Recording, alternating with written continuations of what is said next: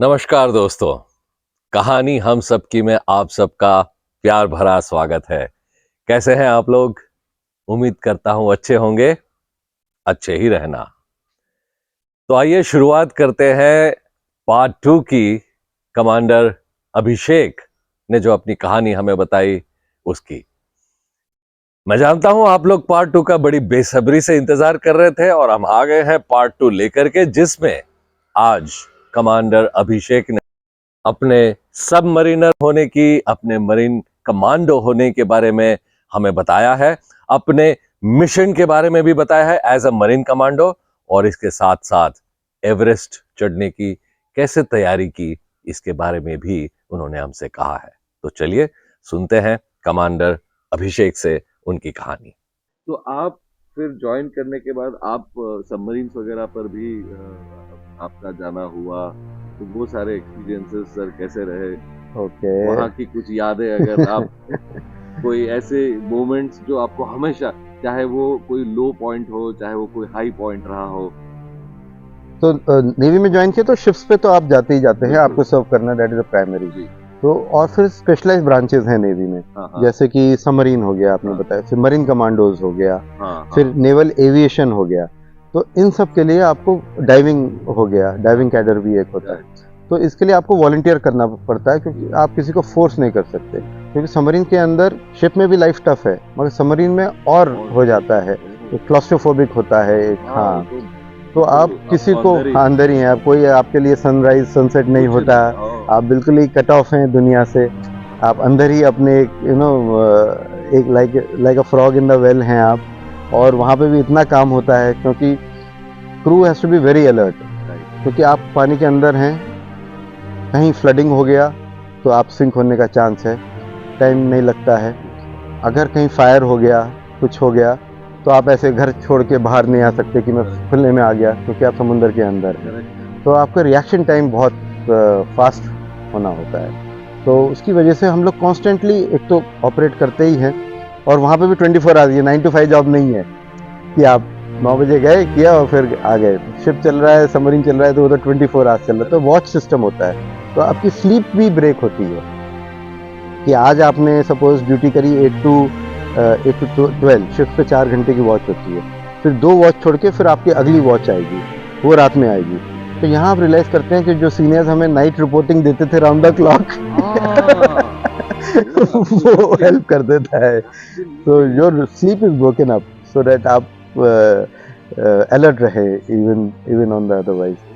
तो सबमरीन्स भी बहुत बढ़िया था। तो हम लोग, अब आप कट ऑफ हैं, तो हम लोग उस समय इतना डिजिटल नहीं हुआ था, तो अपने सीडीज वीसीडीज ले जाते थे इंटरटेनमेंट के लिए, तो जब फ्री टाइम मिलता था वो देखते थे। तो हम आपस में ही काफ़ी मस्ती करते थे, कुछ ना कुछ प्रोग्राम कर लेते थे, कुछ कर लेते थे।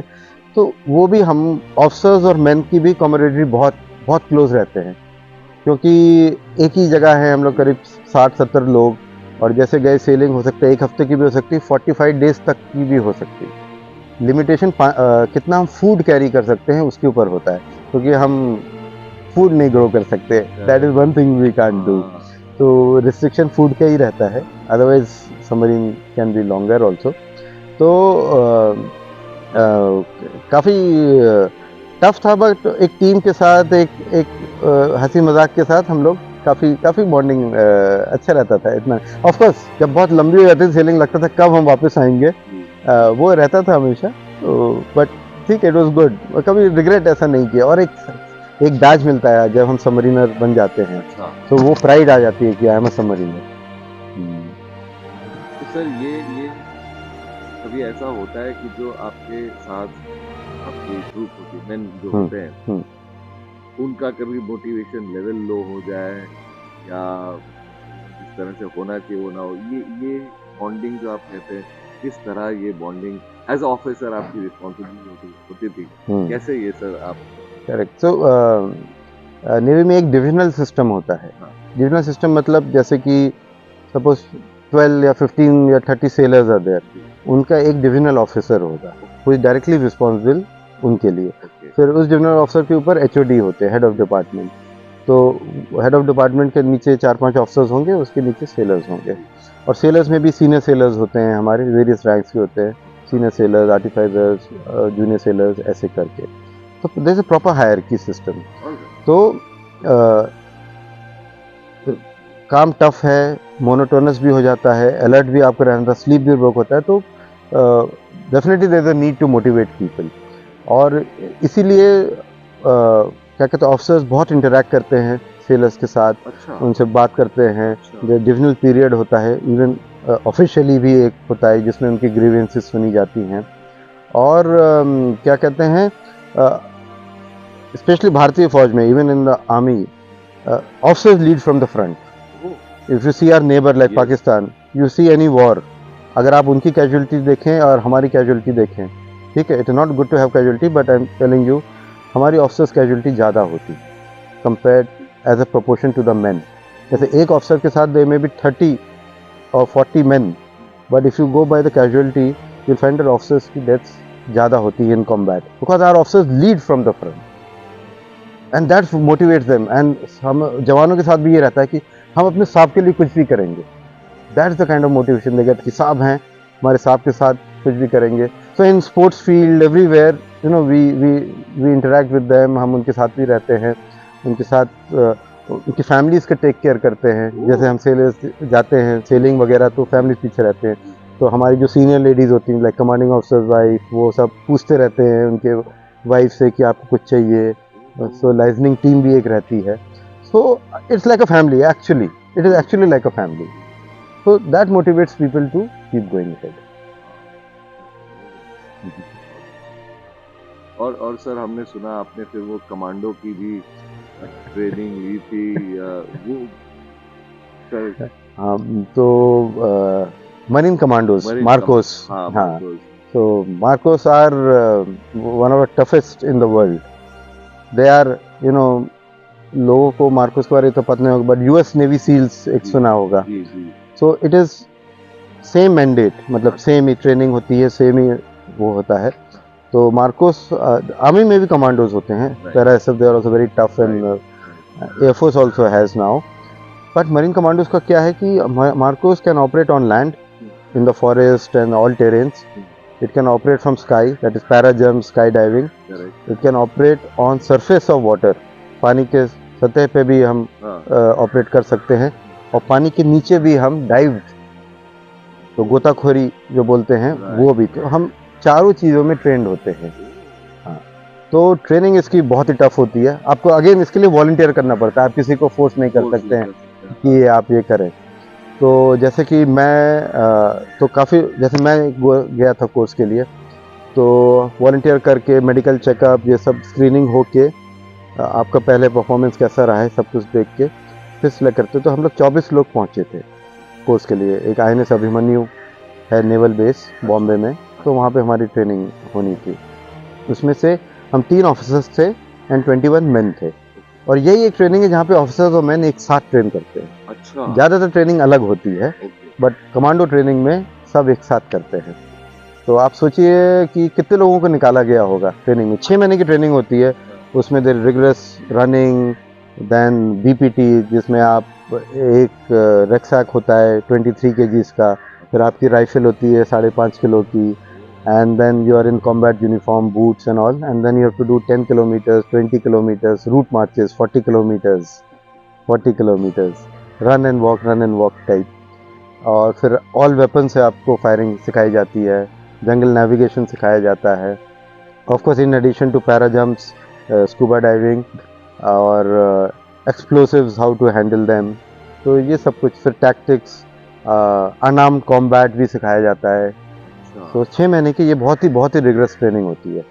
तो हम लोग जैसे 24 लोग आए थे, आपको क्या लगता है कितने लोगों ने को निकाल दिया होगा कि परफॉर्म कर रहे हैं नहीं कर रहे हैं ट्रेनिंग टीम में? 50%? एक भी नहीं। क्या बात करते हैं? हाँ, ट्रेनिंग टीम ने एक को भी नहीं निकाला। मगर आप सोचिए कि कितने लोग अल्टीमेटली 6 महीने के बाद क्वालिफाई हुए होंगे टू बिकम मार्कोस। अब ये थोड़ा अब मुश्किल है बता पाना सर। कोई बात नहीं, कोशिश कर लीजिए। अब मैं ये कहूंगा सारे पहुंच गए। फिर से गलत।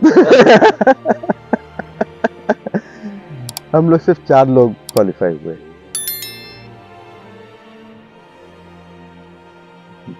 इतनी टफ है। तो एक को भी निकाला नहीं गया, मगर ये कहाँ गए बाकी जो 21 लोग थे, 20 लोग थे।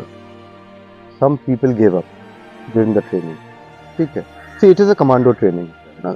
आपका रोल है कि after all behind the enemy lines, दुश्मन के इलाके में जाके उनके ही लोगों को, उनके वाइटल इंस्टॉलेशंस को, उनके शिप्स को डिस्ट्रॉय करना।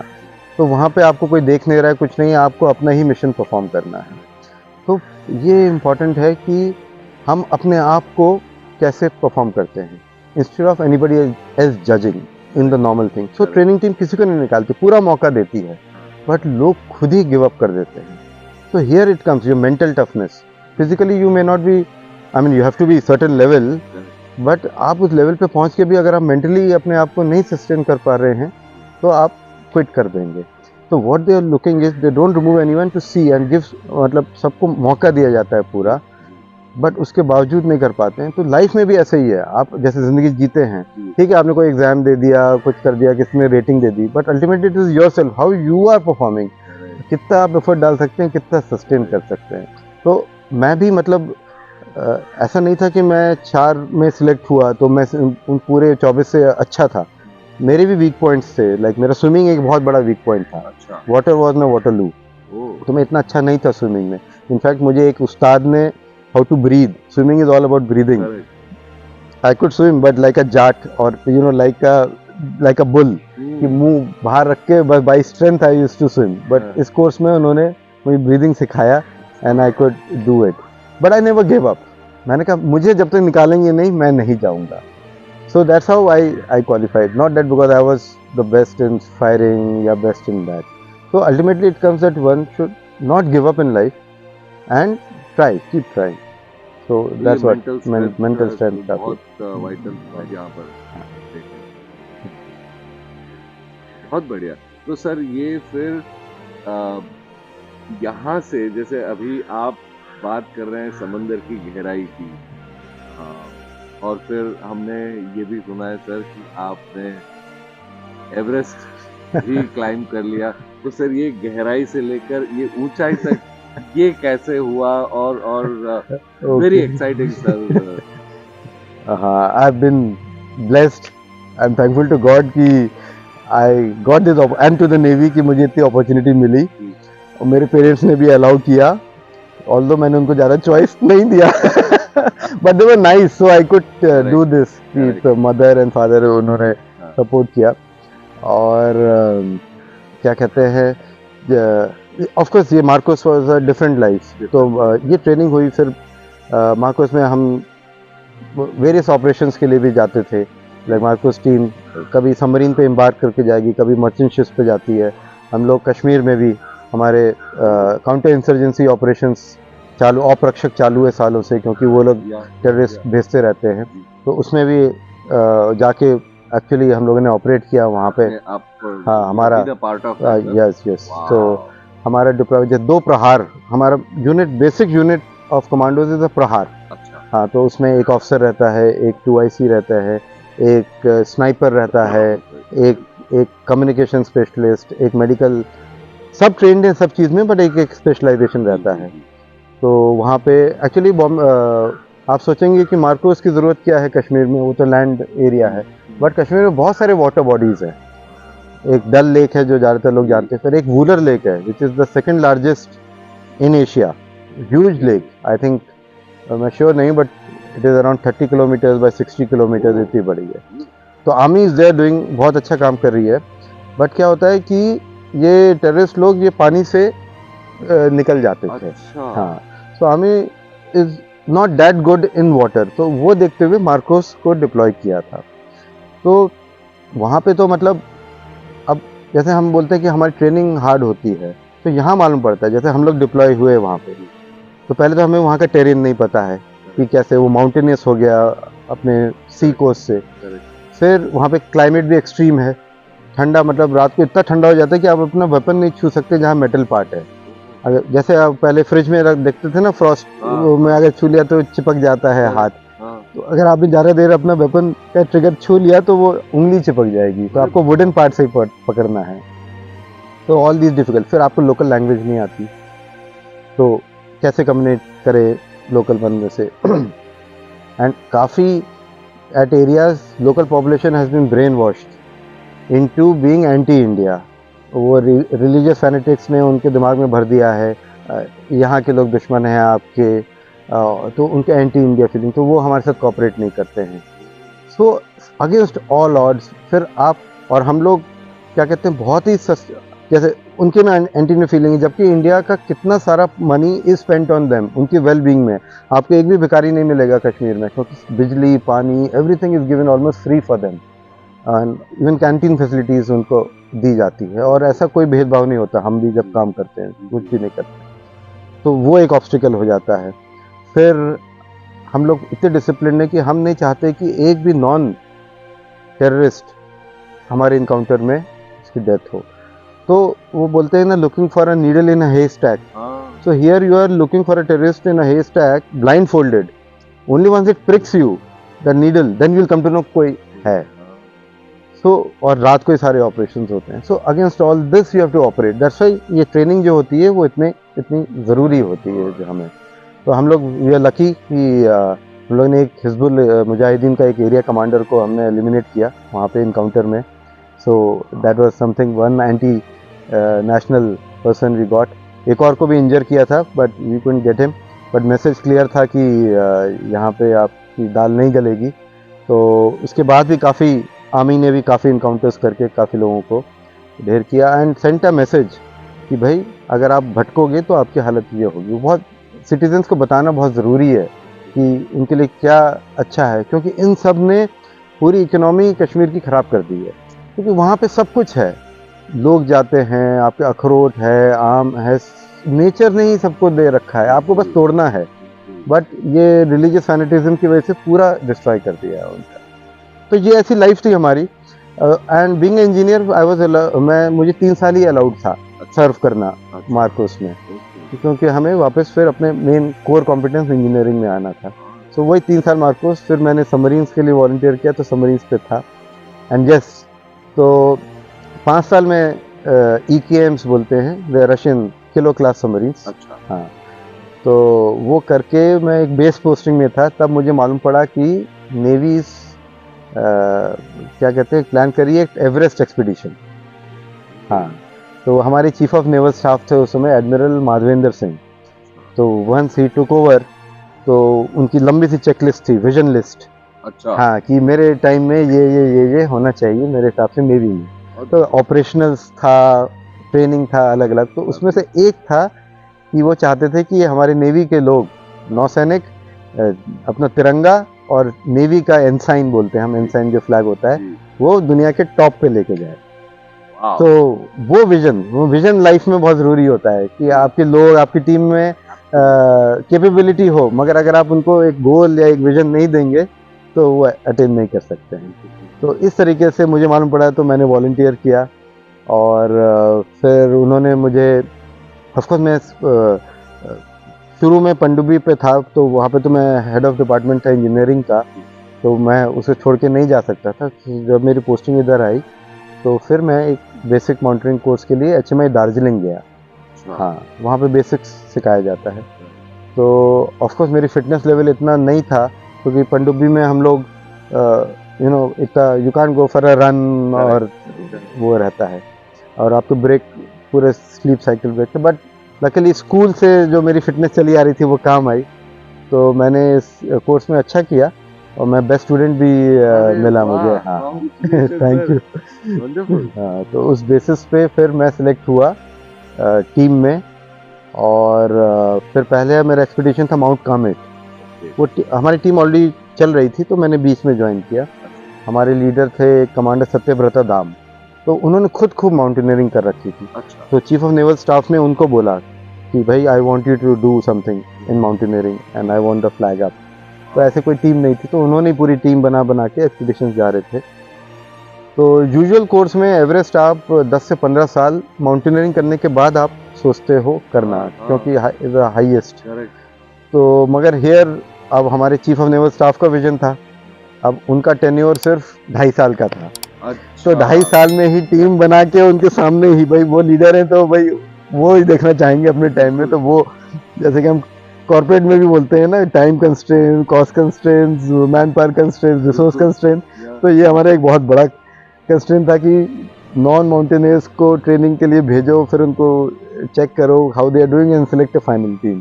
तो काफ़ी बड़ा टास्क था। तो मैंने 2003 में बेसिक कोर्स किया। उसके बाद इमीडिएटली मैं कामेट एक्सपीडिशन के लिए गया। उसमें मेरी उंगलियों में काफ़ी ठंडा होने लगा था, काफ़ी पेन हो रहा था। तो एनीवे तो समिट कैंप से समिट तक जाना था।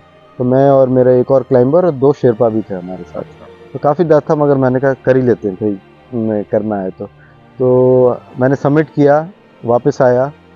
फिर वापस आके जब ग्लव्स खोले तो देखा ये पूरा डार्क हो गया था और दर्द तो बहुत ही हो रहा था। तो मैंने दिखाया तो मालूम पड़ा कि कुछ तो गड़बड़ है। हमारे डॉक्टर नीचे थे, तो नेवी ने हमें सब डॉक्टर भी साथ में जाते थे। तो फिर नीचे उनको बता दिया कि ये थोड़ा सा प्रॉब्लम है। तो फिर रात को हम लोग समिट कैंप में ही सोए।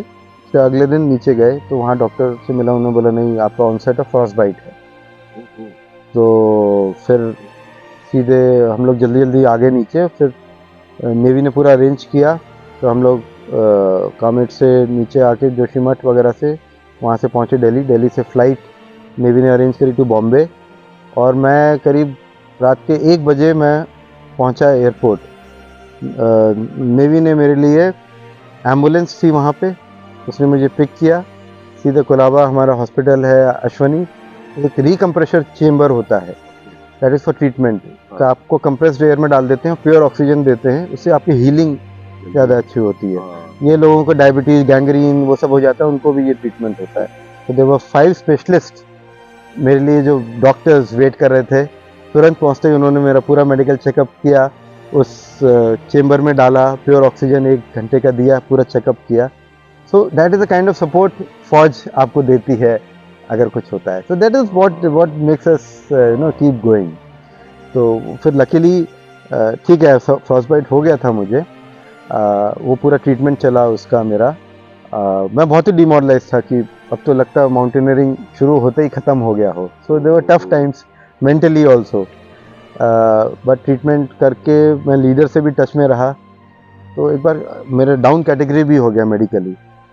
तो एक बार डाउन कैटेगरी हो जाए तो आप जा नहीं सकते हैं। हाँ, बट मेरे लीडर ने मुझे जो भी देखा तो उन्हें काफ़ी फेथ था।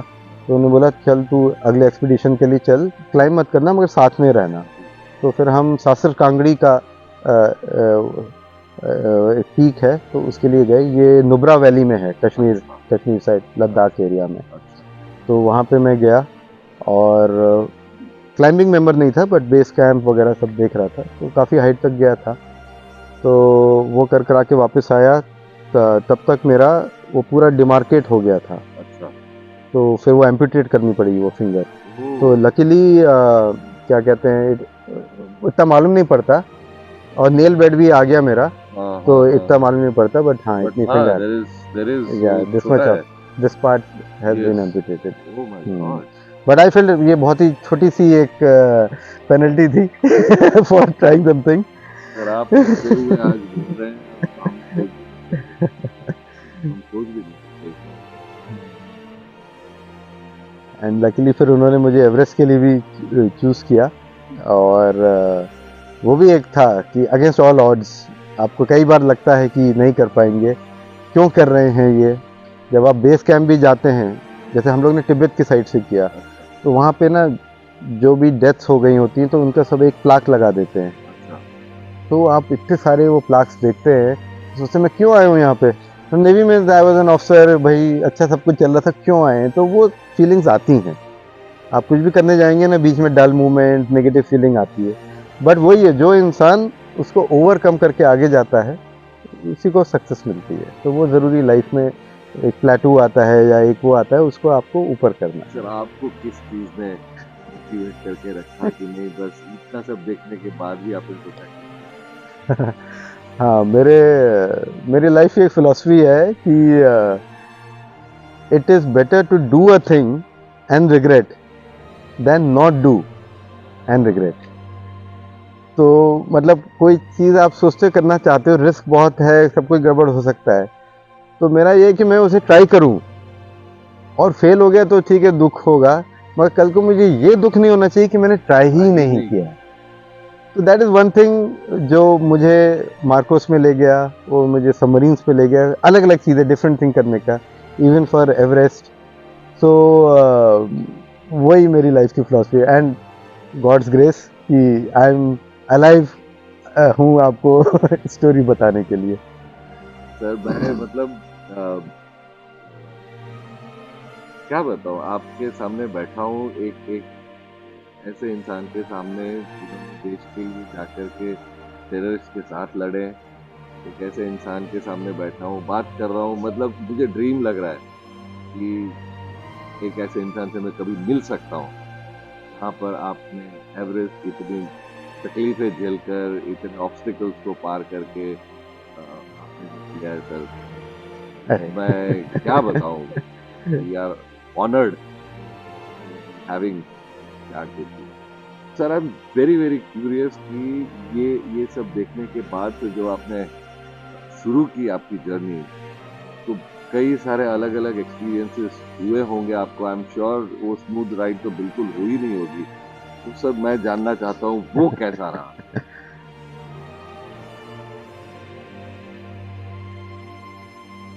हाउस द जोश, एंड आई एम श्योर आपका आंसर है वेरी हाई सर, क्योंकि हमारा भी यही जोश है कमांडर अभिषेक से बात करने के बाद।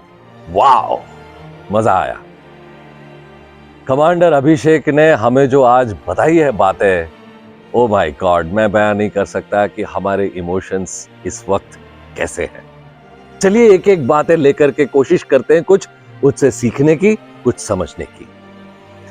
कमांडर अभिषेक ने हमें बताया कि किस तरह से उन्हें ये सबमरीनर बनने की एक अपॉर्चुनिटी मिली थी।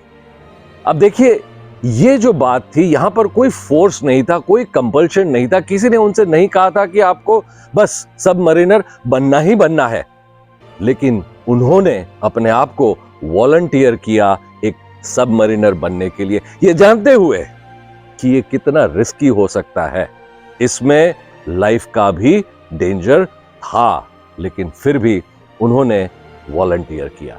उन्होंने बताया किस तरह की लाइफ थी एक सबमरीन के अंदर, जहां पर हमारी तरह सनसेट, सनराइज कुछ भी नहीं दिखता, और अगर पानी भर गया तो डूबने का भी चांसेस होता है, डेथ का भी चांसेस होते हैं। लेकिन उन्होंने क्यों वॉलंटियर किया, इसका भी उन्होंने हमें कारण बताया। उन्होंने कहा था वो जो मेडल होता है एक सबमरीनर बनने का, वाओ, बस इसी ड्रीम में उन्होंने अपने आप को अपने कंफर्ट जोन से बाहर निकाला, और उन्होंने कहा कि नहीं, ये अपॉर्चुनिटी मैं नहीं जाने दूंगा। दोस्तों, हमारे जीवन में भी कई सारी अपॉर्चुनिटीज आती है, लेकिन हमारे साथ कई बार ऐसा हो जाता है कि हम शायद डर जाते हैं कि नहीं नहीं, ये तो बहुत ज्यादा रिस्की प्रपोजिशन है, इसमें मेरा नुकसान हो सकता है, या ये हो सकता है, वो हो सकता है। और हम ये भी सोचते हैं कि क्या प्रॉब्लम है लाइफ में, लाइफ तो वैसे भी चली रही है ना।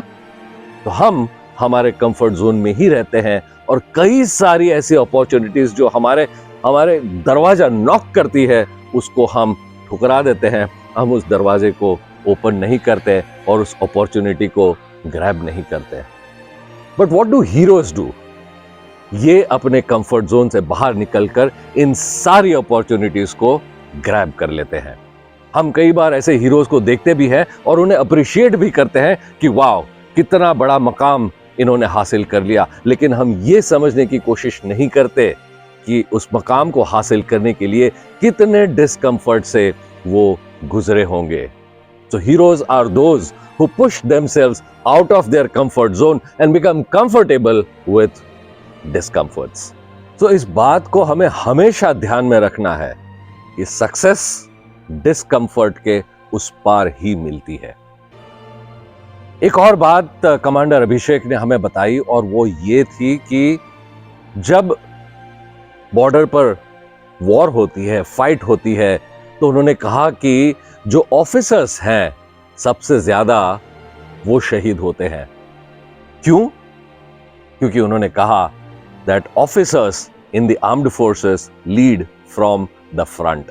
ये हमेशा आगे रहते हैं और गोलियां अपनी छाती पर लेते हैं ताकि अपनी जो टीम है साथ में उनको प्रोटेक्ट वो कर सके। और इसके साथ साथ उन्होंने कहा कि ये जो यूनिटी है, ये जो टीम वर्क है, यही वो बात है जिसकी वजह से वो लड़ पाते हैं और पीसफुल रह सकते हैं।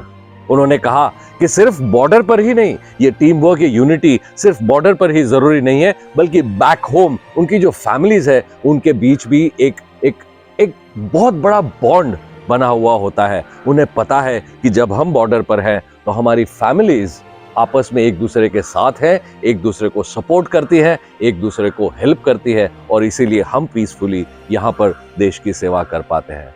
तो दोस्तों, हमारी लाइफ में हम अगर कॉर्पोरेट वर्ल्ड की बात करें, हम जो काम करते हैं 10 घंटे, 12 घंटे, 15 घंटे हम हमारे कलीग्स के साथ बिताते हैं, ऑफिस में बिताते हैं, तो हमें भी ये चाहिए कि सिर्फ यूनिटी या टीम वर्क वहां तक सीमित ना रह करके हम हमारी फैमिलीज के बीच भी इस तरह का टीम वर्क, एक कम्युनिटी बनाए जहां पर आपस में हमारी फैमिलीज एक दूसरे को सपोर्ट कर सके, ताकि हम जो हमें अचीव करना है वो हम वहां पर अचीव कर सके। सो कहने का मतलब, हीरो वो होते हैं जो सारा रिस्क अपने ऊपर ले लेते हैं और अपने टीम, अपने परिवार वालों का हमेशा प्रोटेक्शन करते हैं।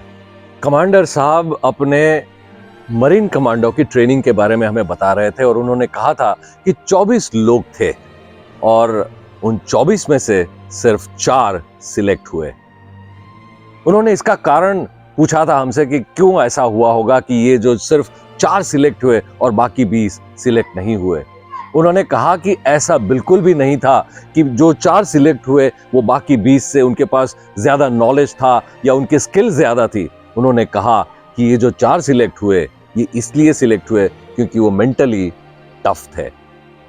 तो दोस्तों, हम कई बार हमारे बच्चों की पढ़ाई लिखाई पे ध्यान देते हैं या एग्जाम्स के कितने मार्क्स आ रहे हैं उस पर ध्यान देते हैं, लेकिन हम इस बात को भूल जाते हैं कि हमें उनकी मेंटल टफनेस के ऊपर भी ध्यान देना है, क्योंकि जो असली परीक्षा है ना, जीवन की परीक्षा, ये एजुकेशन के बाद ही शुरू होती है, जब वो एक्सटर्नल वर्ल्ड में कदम रखते हैं, प्रोफेशनल वर्ल्ड में कदम रखते हैं। और इसीलिए कई बार हमने देखा है कि अव्वल नंबर पर आने के बावजूद भी प्रोफेशनल लाइफ में, करियर में बच्चे एक मकाम अपने लिए नहीं बना पाते, क्योंकि वो दुनिया बहुत अलग है। हमने कईयों से ये सुना हुआ है कि हम जब पढ़ाई कर रहे थे तब हमारे मन में एक ऐसा अलग ही ख्याल था इस दुनिया का, लेकिन जब हमने इस दुनिया में कदम रखा तो ये तो बिल्कुल अलग ही दुनिया है।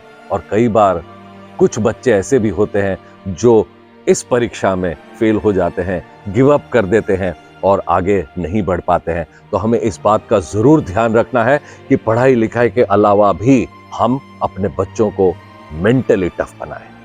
दोस्तों, कई बार हमसे अलग अलग ऑर्गेनाइजेशन में, अलग अलग कॉन्टेक्स्ट में एक सवाल पूछा जाता है और वो सवाल ये है कि हम अपने लोगों को रिस्पॉन्सिबल और अकाउंटेबल कैसे बनाएं।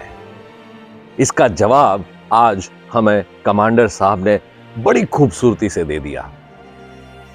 इसके 3 पिलर है। अगर हम चाहते हैं कि हमारे लोग रिस्पॉन्सिबल बने, अकाउंटेबल बने, तो 3 जो इसके स्तंभ है वो है, सबसे पहला विजन, दूसरा केयर और तीसरा trust and faith in our people.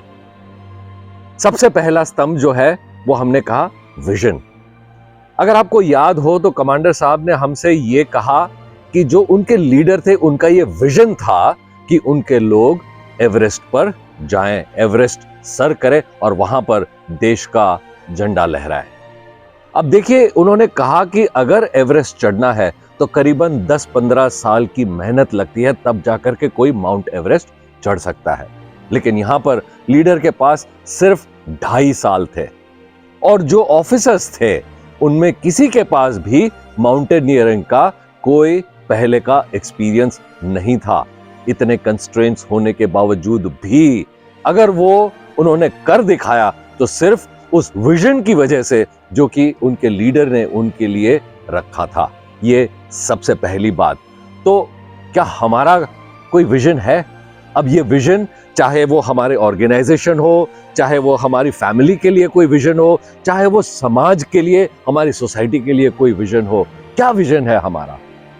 तो ये विजन होना बहुत जरूरी। अगर ये है तो अपने आप हमारे लोगों में एक रिस्पॉन्सिबिलिटी और अकाउंटेबिलिटी आ जाती है कि नहीं, हमें इस विजन को अचीव करना है। ये पहली बात। दूसरी बात, हमने कहा केयर। जैसे कमांडर साहब ने बताया कि फ्रॉस्ट बाइट की वजह से उनकी एक उंगली जो है बिल्कुल काली पड़ गई थी, बिल्कुल सुन्न पड़ गई थी। और जब ये हुआ तो तुरंत नेवी ने उनका बहुत ख्याल रखा, उनको मुंबई फ्लाई करवाया और तुरंत ही वहां पर एम्बुलेंस थी उनके लिए, उनको ले जाया गया, एक स्पेशल चैम्बर में रखा गया और वहां पर 5-5 डॉक्टर थे उनकी देखभाल करने के लिए। अब ये कितनी बड़ी केयर है। हमारे साथ तो हम कई बार देखते हैं कि सिर्फ एक टारगेट अचीव करना है या कुछ एक चाहिए तो बस फोकस उसी पर होता है। क्या हम हमारे लोगों की देखभाल करते हैं? क्या हम उन्हें ये एहसास दिलाते हैं कि हम उनके साथ हैं और हम उनकी केयर करते हैं? जब लोगों को ये लगेगा ना कि हम उनकी केयर करते हैं, तो ये जो रिस्पॉन्सिबिलिटी और अकाउंटेबिलिटी की भावना है, ये अपने आप उनके अंदर जन्म ले लेगी। तीसरी बात, ट्रस्ट और फेथ की हमने कही। देखिए, इतना सब कुछ होने के बावजूद भी कमांडर अभिषेक के जो लीडर थे, उन्होंने उनसे कहा कि कोई बात नहीं, अगर आप एक्सपीडिशन का हिस्सा नहीं बन सकते, लेकिन आप फिर भी हमारे साथ रहिए, हमारे साथ चलिए, कोई ना कोई रास्ता जरूर निकल आएगा। कितनी बड़ी फेथ उन्होंने कमांडर अभिषेक में दिखाई थी। क्या हम इस तरह का ट्रस्ट और भरोसा हमारे लोगों पर दिखाते हैं? हमने तो कई बार ये देखा है कि किसी प्रोजेक्ट में अगर कुछ गड़बड़ हो जाती है तो हम तुरंत ही किसी को निकाल देते हैं, ये कहकर कि नहीं, इसमें तो कोई ज्यादा स्किल नहीं है या नॉलेज नहीं है या ये नहीं कर पाएंगे, बस ये कहकर के हम उनको निकाल देते हैं। यहाँ पर कितनी इंक्लूसिविटी है। ये हमें सिखाता है कि हम हमारे लोगों के ऊपर ट्रस्ट रखें, भरोसा रखें, तो हम जरूर जो हमारा विजन है उसको अचीव हम कर पाएंगे। मिशन एवरेस्ट की तैयारी के बारे में जब कमांडर हमसे बात कर रहे थे तो उन्होंने 2 वर्ड्स का इस्तेमाल किया, एक गिविंग अप और दूसरा डल मोमेंट्स। उन्होंने कहा कई सारे डल मोमेंट्स होते हैं।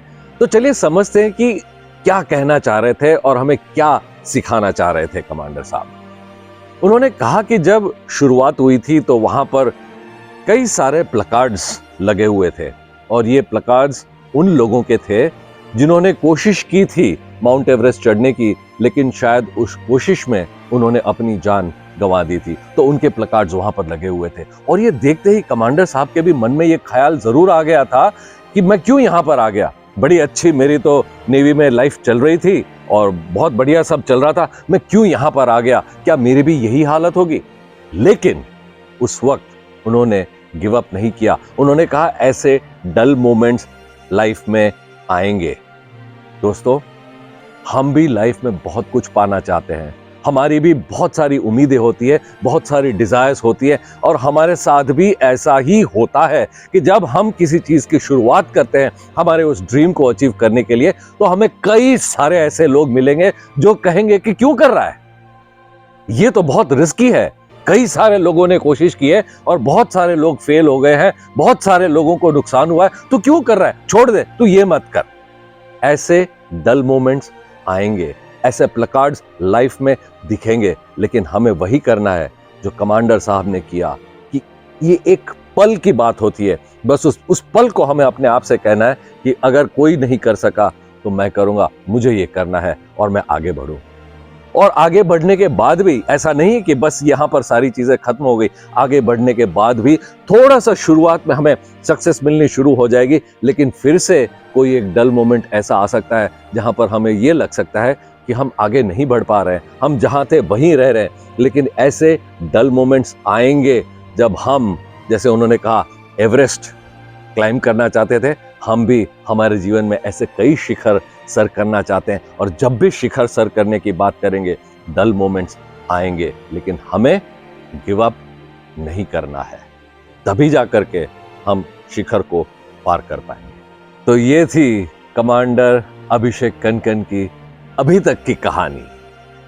अभी तो उन्होंने सिर्फ शुरुआत की थी माउंट एवरेस्ट एक्सपेडिशन की, लेकिन पार्ट 3 में उन्होंने हमसे और कई सारी बातें शेयर की है कि किस तरह से उन्होंने माउंट एवरेस्ट की चढ़ने की शुरुआत की, क्या क्या उतार चढ़ाव आए और कितनी एक्साइटिंग रही वो जर्नी।